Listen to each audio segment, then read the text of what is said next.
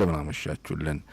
በዛሬው ዝግጅታችን እንደተለመደው በኢትዮጵያና በዓለም አቀፍ ጉዳዮች ላይ ወቅታዊ በሆኑ ጉዳዮች ላይና በጣም አንገብጋቢ በሆኑ ርዕሰ ጉዳዮች ላይ ከዚህ ከስቱዲዮ አለማየሁ አሊ ደራሲ፣ ጸሐፌ ተውኔት፣ የግብርና ባለሙያ እና በጣም አማካሪ ተንታኝ፣ የፖለቲካ የኢኮኖሚ ጉዳዮችን ተንታኝ ከሱ ጋርና እንደዚሁም ከያሬድ ሙላት ጋር የምህንድስና ባለሙያ ነው፣ ወጣት ነው፣ ደራሲ ነው። የሁለት በጣም ግሩም መጽሐፍት ደራሲ ነው ያሬድ ሙላትም። ከሱ ጋር ሆነን ሶስታችን እኔ እያጋፈርኩ ከበስተጀርባችን ግን በጣም ብዙ ባልደረቦቻችን አሉ። የአህዱ ሬዲዮና ቴሌቪዥን በልዩ ልዩ ዘርፍ ከጀርባችን ያሉ ባልደረቦቻችን፣ እነሱን እናመሰግናለን።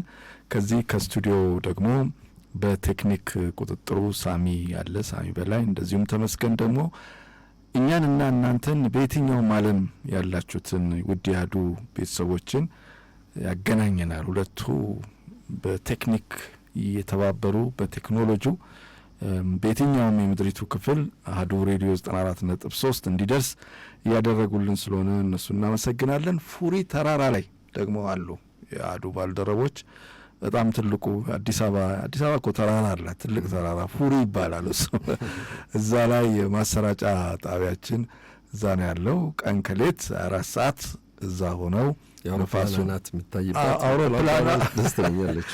በጣም የሚገርም እዛ ተራራ ላይ ሆኖ አውሮፕላን የሚታየው ወደ ላይ አይደለም ወደ ታች ነው አውሮፕላን የምታየው እና በጣም ይገርመኛል። እና እሱ ላይ እንግዲህ ረጅም ደግሞ ታወር አለ ከ60-70 ሜትር በላይ ወደ ላይ እና ሬዲዮ ጣቢያዎቻችን እንዲደመጡ የሚደረገው ከዚህ በቀጥታ ወደዛ ተልኮ ከዛ ደግሞ ተቀብሎ በማሰራጨት ነውና በብዙ ከተሞች ላይ ኢትዮጵያ ውስጥ የሚሰማው በቴክኖሎጂው ደግሞ በመላው ዓለም ከዚህ ከስቱዲዮ እንሰማለን።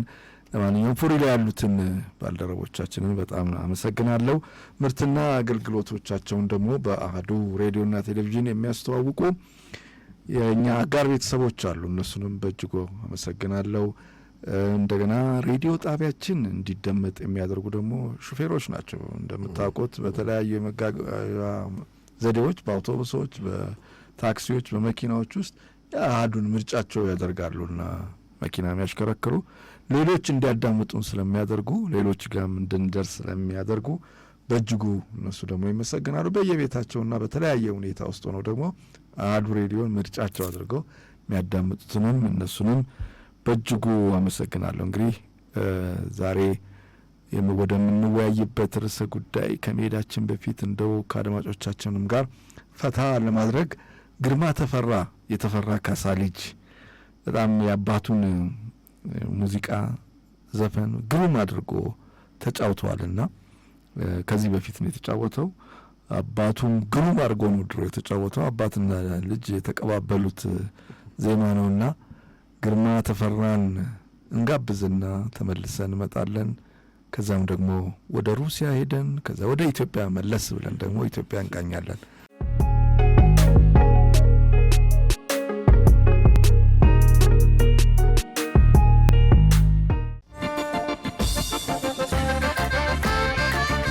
አህዱ መናገሻ ቅዳሜ ምሽት ከ12 ሰዓት እስከ 3 ሰዓት ኪነ ጥበባት፣ ታሪክ፣ ባህል፣ ፍልስፍናና ስነ ልቦና በኢትዮጵያዊ ለዛና ጣዕም ተዋስተው ይቀርባሉ። በአህዱ ሬዲዮ 94.3 አህዱ መናገሻ። አህዱ መናገሻ።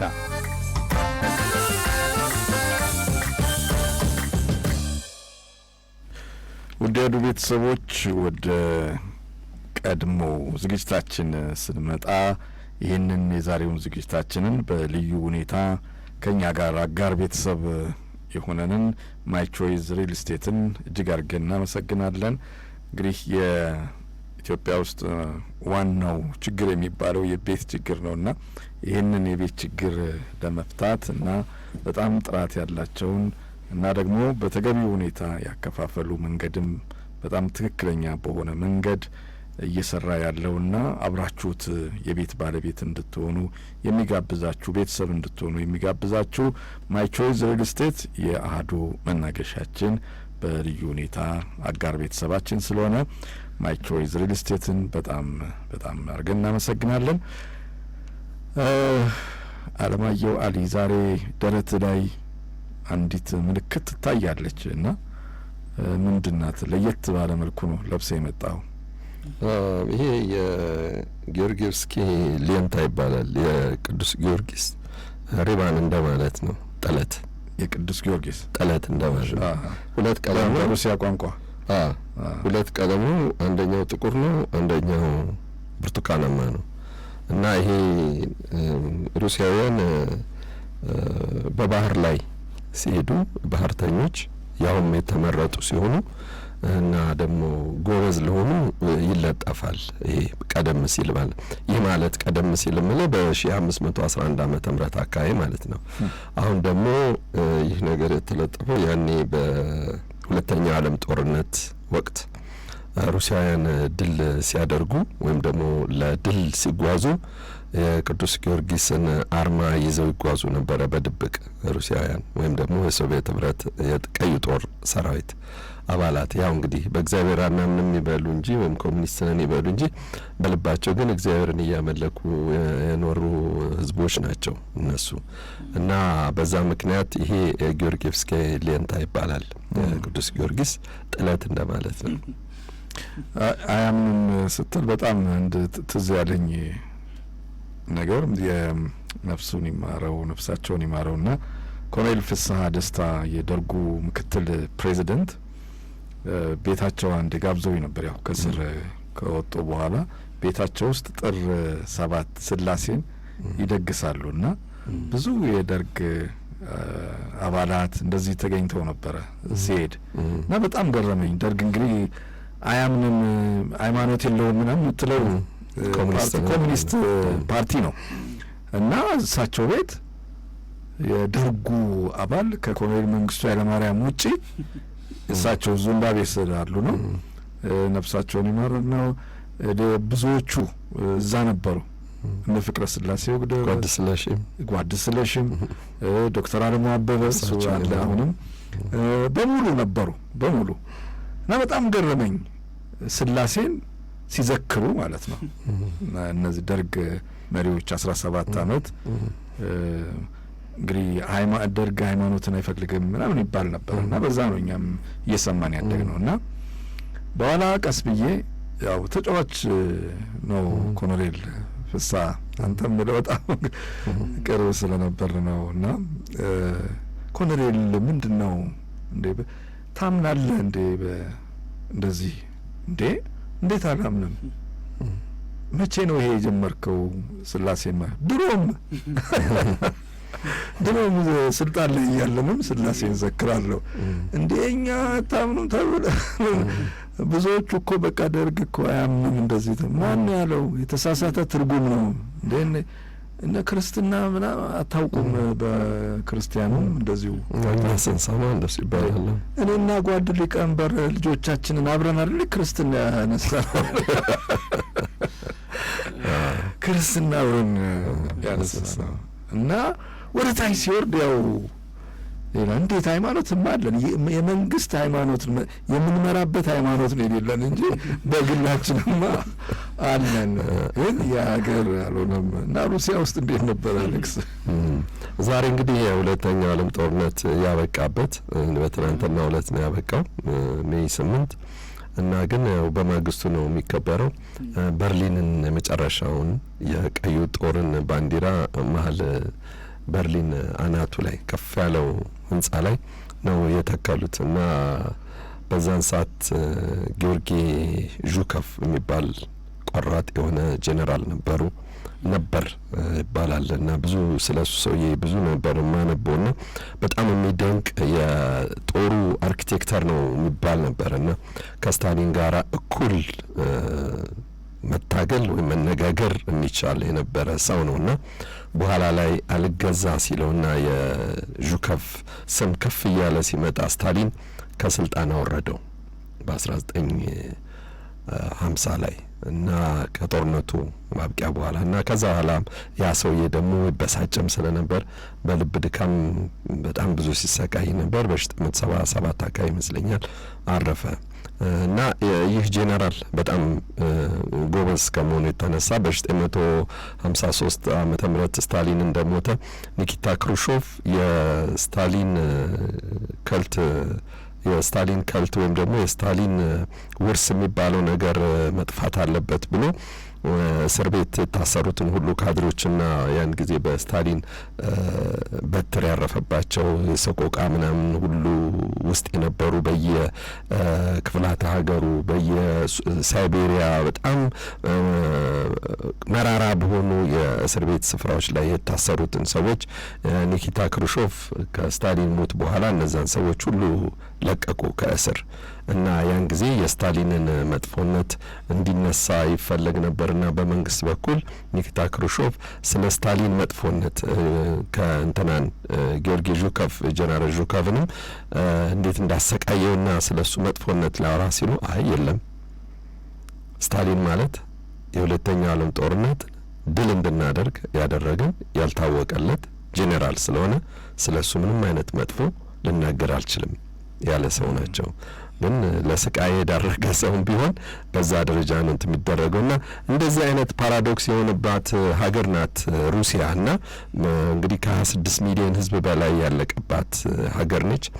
አሁንም ቢሆን እንደዛ ነጻ ያወጣች 13 የአውሮፓ ሀገራትን ነው ነጻ ያወጣችው ሩሲያ ወይም ደግሞ ሶቪየት ህብረት ቀዩ ጦርና እነዛ ሁሉ ትግል ተካሄደላቸው ደም የፈሰሰላቸው ሁሉ እነዛ ጀግኖች በአሁኑ ሰዓት ሀውልቶቻቸውን በየስፍራው ላይ ያፈራርሷቸዋልና የነዛ ወታደሮች የተዋደቁላቸው ለሀገራቸው ሃንጋሪም ይሁን ሩማኒያም ይሁን ዩክሬንም ይሁን ቼኮስሎቫኪያም ሌሎችም ሀገራትም ላይ ኢቨን ፈረንሳይም ቢሆን የቆመላቸው ሀውልት የቆመላቸው ሁሉ ጀግኖች ዛሬ ተረስተው ያ የቆሙበት ስፍራ ተራርሞ እነዛ ጀግኖች እንደዛ ደማቸውን አፍስሰው የሀገራቸውን ደህንነት የጠበቁላቸው ከፋሺዝም ነጻ ያወጧቸውን ሰዎች ክደዋቸው በአሁኑ ሰዓት እንደዚህ አይነት መጥፎ አጸያፊ ነገር ያደርጉባቸዋልና ጠዋትም ስናገር ነበር ኤንቢሲ ላይ ከክፉ ቀን ያወጣ ወዳጅ እንደ ክፉ ይቆጠራል ይል ነበር አባቴ ነው።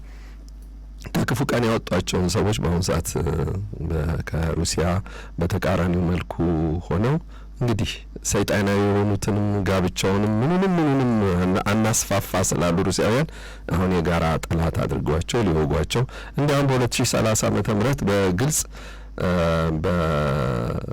እንግሊዝ መሪነት ፈረንሳይ እንግሊዝና ጀርመን አንድ ላይ ተባብረው በ2030 ከሩሲያ ጋር ጦርነት እንጀምራለን የሚል በግልጽ ቅስቀሳ ያደረጉ ነውና ለዛ ጦርነትም ደግሞ ድጋሚ የተዘጋጁ ነው ቀጠሮ እና ለ2030 ብለዋልና እንዲያውም የሚገርማችሁ ነገር ከትናንት ወዲያ ነው ፕሬዚዳንት ፍሬድሪክ ሜርስ የሚባሉት አሁን በስልጣን ላይ ያሉት እንኳን የጀርመኑ ቻንስለር 450,000 ወታደሮችን እስከ 2030 ድረስ ብቁ እናደርጋለን ብለዋል። በቀጣዮቹ 5 ዓመታት ብቻ ማለት ነው። 250,000 ቋሚ ተሰላፊ የሆኑ ወታደሮች 200,000 ደግሞ ተጠባባቂ ጦር። ያ ማለት ምንድን ነው? ፋሽዝም ድጋሚ ሊመጣ ነው ማለት ነው። ስለዚህ ያ ሁሉ የአይሁድ ዘር የጠፋበት ያ ሁሉ ህብረተሰብ ያለቀበት ነገር ድጋሚ ሊመጣ ነው ማለት ነው። ስለዚህ ዓለም መለስ ብሎ ሊመለከተው የሚገባው ነገር ነው። ምንም እንኳ አሁን ኔቶ ከአውሮፓውያኖቹ ጋር ትንሽ ገለል ያለ አቋም ይዞ የተለያየ አይነት ነገር ቢያደርጉም ግን መጪው ጊዜም ክፉ ሊሆን እንደሚችል አድርገው ነው አሁንም አውሮፓውያኖች እያሰቧቸው ያሉትና እነዛ ምስኪን ግን ወታደሮች ለነዛ ሁሉ ሀገራት ነጻ መውጣት እንደዛ ብዙ የታገሉት ብዙ ደም የፈሰሰላቸው ዛሬ ተረስተው በእነሱ ላይ ሌላ አስፋልትና መንገድ የሚሰራበት አጋጣሚ ነው። ከሁለተኛው ዓለም ጦርነት በኋላም ደግሞ እንደምታስታውሱት የተባበሩት መንግስታት የተቋቋመበት ጊዜ ነው። ብዙ እንደዚህ ዓለም አቀፍ ፍርድ ቤቶች የተቋቋሙበት ጊዜ ነው። የጦር ወንጀለኞች ለፍርድ የቀረቡበት ጊዜ ነው። እንደገና ደግሞ ፈረንሳይ፣ እንግሊዝ፣ ስፔን፣ ፖርቱጋል በቅኝ ግዛትነት ያስተዳድሯቸው የነበሩት ሁሉ ሀገራት አፍሪካ ውስጥ ያሉትንም ሀገራት ከላይቤሪያና ከኢትዮጵያ በስተቀር ነጻ የወጡት ከሁለተኛው ዓለም ጦርነት በኋላ ነውና እነዚህ ነገሮች ሁሉ ከሁለተኛው ዓለም ጦርነት ወይም ደግሞ ከሶቪየት ህብረት ድል አድራጊነት በኋላ ነው እነዚህ ነገሮች ሁሉ የተከሰቱትና የዓለም ህዝቦች ነጻ ያወጡበት ነው ማለት ይቻላል። ይከ በጣም ትልቅ የታሪክ ዳራን የሰጠን አለማየሁ አሊ በጣም እናመሰግናለን። ግን ቅድም የጀመርከው የቅዱስ ጊዮርጊስ ጉዳይ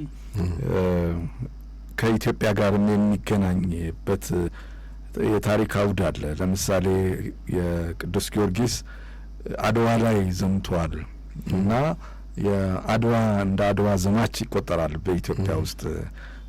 አሁን ጊዮርጊስ ቤተክርስቲያንና የጊዮርጊስ ሐውልቱም ያለበት አራዳ ጊዮርጊስ የሚባለውም ከዛ ጋር የተያያዘ ነውና ጳውሎስ ኞኞ ነፍሱን ይማረውና ታላቁ ደራሲ፣ ጋዜጠኛ፣ የታሪክ ጸሐፊ ስለ ጊዮርጊስ የጻፈው አንብቤያለሁ። እንደዚሁም ሲናገር በድምጽም የተቀዳ አድምጫለሁና ምንድነው የሚለው?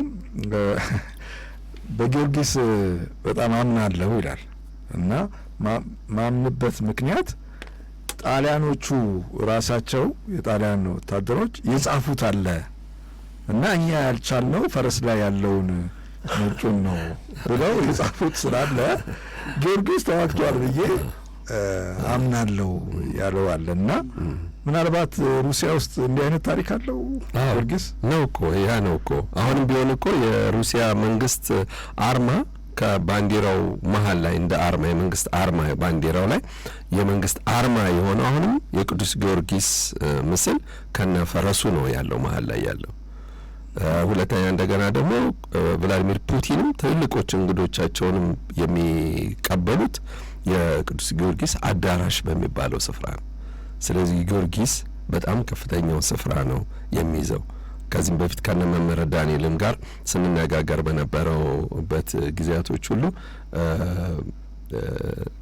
ሊቁ አፈወርቅ ዮሐንስ እነሱ ልሳነ ወርቅ ነው የሚሉት ልሳነ ወርቅ ዮሐንስ እንደዚሁ የሱ አስተምህሮትና የሱ ማንነት ሩሲያ ውስጥ ከፍ ተብሎ ነው የሚነገረው። ከእንግዲህ ጊዮርጊስም ሆነ ሌሎቹ ብዙዎቹ ጻድቃን የሚባሉት እንኳን ከግሪክ ቢመጡም ግሪኮች እንኳን ያን ያህል አያከብሯቸውም ሩሲያውያን እንደሚያከብሯቸው። በጣም የሚገርም ታሪክ ነው። እንዲህ አይነት ታሪኮች ብዙ የኛ ሀገር ታሪክ አጻጻፍም በራሱ ምን ይበዛዋል። ይሄ ምንድነው ደረቁ ታሪክ ነው። ለምሳሌ የመሪዎች ታሪክ አለ። መሪዎች ግን የሚያምኑባቸው ቅዱሳን፣ ጻድቃን፣ መላእክት፣ ፈጣሪ ስለነሱ ታሪክ ብዙ አልተጻፈም። በታሪክ ትምህርት ላይ አታገኘውም። ለምሳሌ ስለ ሚኒሊክ ተጽፎ ስለ እቴጌ ጣይቱ ተጽፎ ልታገኝ ትችላለህ። ግን ሚኒሊክ ማርያምን አልምርህም ሲሉ ምን ማለት ነው? ይሄ ሌላ ፓትሪዮቲክ የሆነ ይሄ የጀግንነት የአርበኝነት ስሜቱ ከሆነ ከሪሊጅን እንትን ጋርም የተያያዘ ነገር እንዳለው ጣይቱ ከአድዋ በፊት መጥተው ታቦት ላይ ወድቀው ልክ አድዋ ጦርነቱ ከመጀመሩ በፊት ታቦት ላይ ወድቀው ለረጅም ሰዓታት ጸሎት ላይ ነበሩ። ምን ማለት ነው? ይሄ በታሪክ ውስጥ ታሪክ ጸሐፊያን ይህንን ለምን አያፍታቱትም? ሃይማኖት ነው እንደዚህ ብለው ያው እንግዲህ ቅድም ኮሙኒዝም ሶሻሊዝም ያለው በዛ ፍልስፍና ውስጥ ስለመጡ ይሆን ብዙ ውይይት ይፈልጋል። ለምን ያንን እንደሚያልፉት ይሄ ከሃይማኖት ጋር ያለው ምክንያቱም ሀገራት የመሪዎች ወይም ደግሞ ህዝብም እንደ ህዝብ ከሆነ እምነትህም አብሮ የትኛውም ሃይማኖት ልትከተል ትችላለህ። እምነትህን ከሀገርህ ጋር ስታያይዘው ከአስተሳሰብህ ጋር ስታያይዘው ጠንካራ የማድረግ ነገር አለ።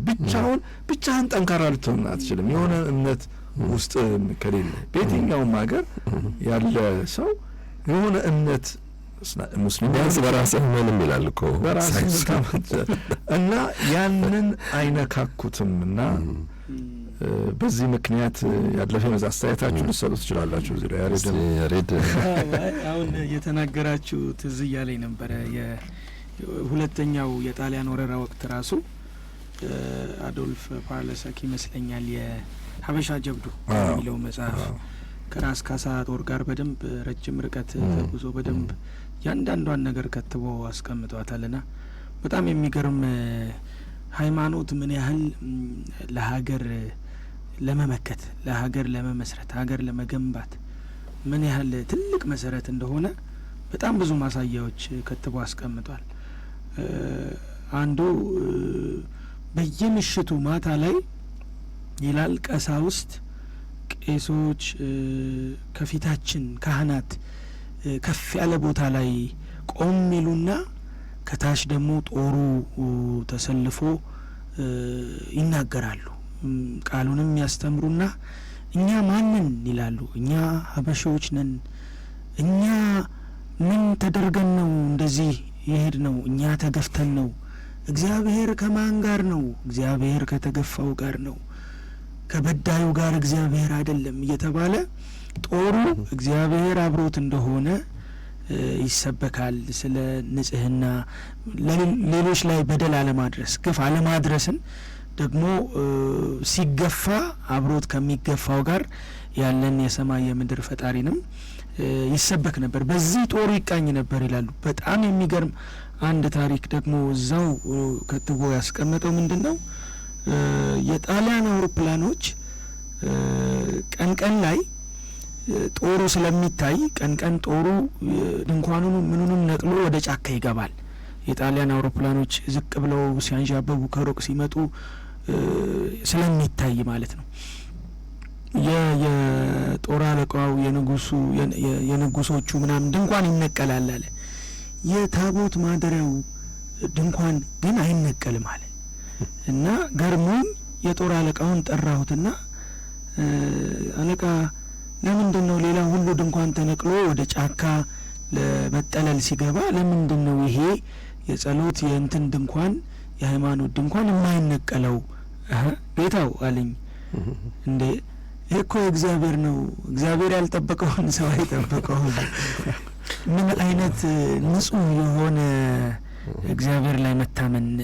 ይህ መጽሐፉ ላይ የቀረ ወይም ደግሞ ቤተ ክርስቲያን ያለ ብቻ አይደለም። እግዚአብሔር ወይም አምላክ ፈጣሪ አላህ በጦር ሜዳም በስራ ቦታም በሁሉም ቦታ እንደዚህ እንዳለ እንደሚያየ እንደሚመለከትህ ማሰብ መቻል ትልቅ ነገር ነውና እንደዚህ አይነት ነገር ያስፈልገናል አሁንም ብዬ ነው ማም እውነት ነው። ያሬድ ሙላት በጣም ጥሩ ምሳሌ ከታሪክ መዛግብት ያገኘውና ያካፈልከን በጣም ጥሩ ነው። እዚህ ላይ የተወሰኑ ነጥቦች እንሄዳለን። ለማንኛውም የዛሬው ዝግጅታችንን አጋር ቤተሰብ የሆነን ማይ ቾይዝ ሪል ስቴትን በጣም እያመሰገን ማስታወቂያውንም እና ሌሎችንም ማስታወቂያዎች ሰምተን ተመልሰን እንመጣለን። መልካም ምሽት።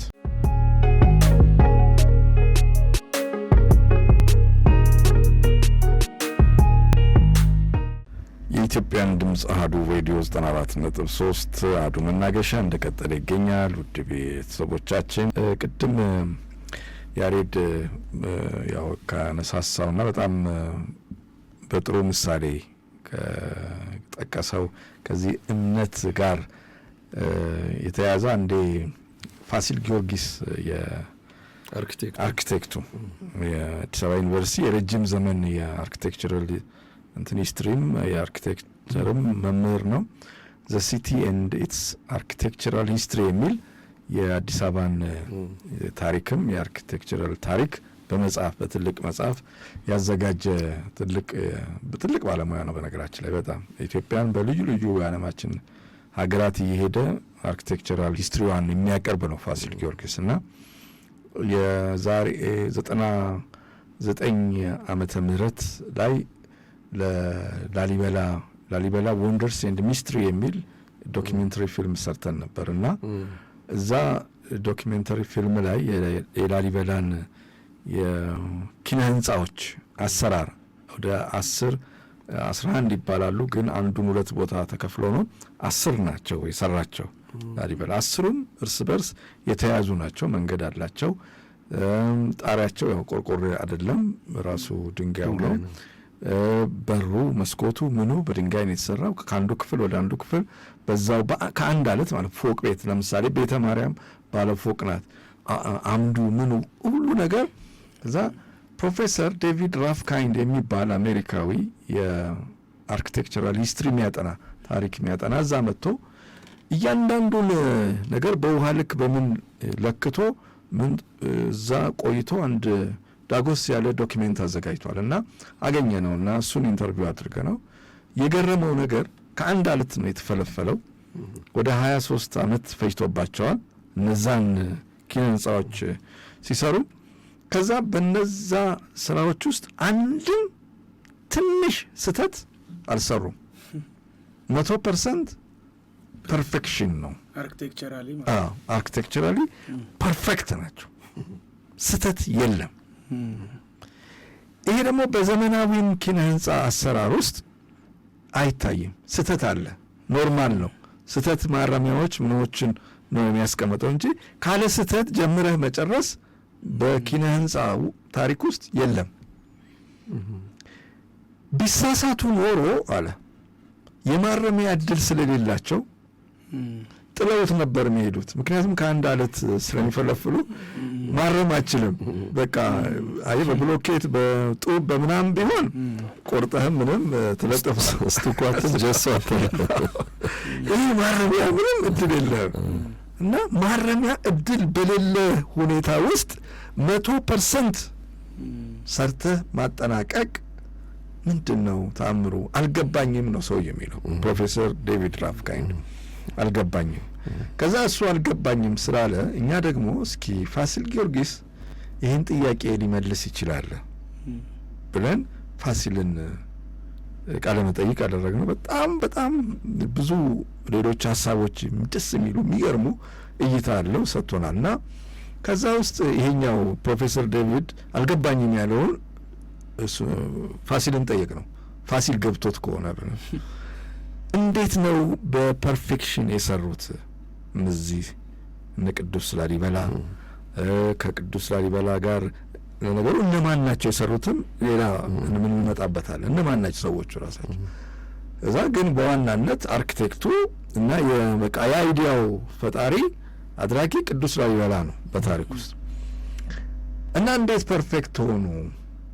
እንዴት አልተሳሳቱም? ምንድን ነው ሚስጥሩ? አንተ ምን ይመስልሃል ፋሲል? እሱም አየንና እኔ ግን ይመስለኛል ሁልጊዜ እንዲሁ ይታዩኛል አለ። እንግዲህ ዛሬ 900 ዓመት እኮ ነው ይታየኛል። ወደ ስራ ሊገቡ ሲሉ ቅድም ያልከው እጅ ለእጅ እየያዙና በቅዱስ ላሊበላ መሪነት ጥልቅ የሆነ ጸሎት ውስጥ ይገባሉ። ፈጣሪ ሆይ አሁን ወደ ስራ ልንገባ ነውና ምንም አይነት ስህተት ከእጃችን ላይ እንዳይኖር አንተ ስራው ብለው በጥልቅ ጸሎት አድርገው ጸሎታቸውን ሲጨርሱ ወደ ስራው የሚገቡ ይመስሉኛል። አሁን በአርኪቴክቸራል አሰራር እንዴት ምናምን ልተነትንልህ አልችልም። በቃ ይሄ ነው መንፈሳዊ ነገር ይመስለኛል ያንን ስራ የሰሩበት። እና ለነገሩ በጣም በቃ ይሄ እንግዲህ ምሁራኑ የሚናገሩት ነው። ቀሳውስቱ ደግሞ ስጠይቃቸው በቃ እንደዚህ ሁሉ ምርምር አያስፈልግም እነሱ በቃ ጌታ አንተ ስራው በአንተ ስም እንዲጠሩ ነው እንጂ ምሰራው እኔ ነኝ ብሎታል።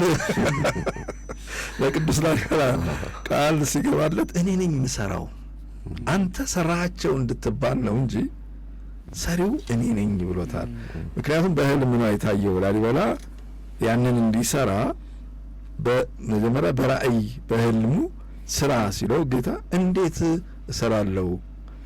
ኢየሩሳሌምን እንኳ ጠቢቡ ሰለሞን የሰራት ዝግባውን ጽዱን ከተለያዩ ከፋርስ ከምን እያመጣ ነው? እኔ በምን አቅሜ ነው ምሰራው? ከአንድ አለት ፈልፍዬ ይህን ሁሉ ተአምር ምሰራው? አይ አንተ ሰራው እንድትባል ነው እንጂ ምሰራው እኔ ነኝ ብሎታል ይላሉ ቀሳውስቱ። እና መንፈሳዊነት አለማየሁ አሊ ሰዓት አለ 1-2 ደቂቃ አንዳንዴ መንፈሳዊነት ያስፈልጋል አይደል?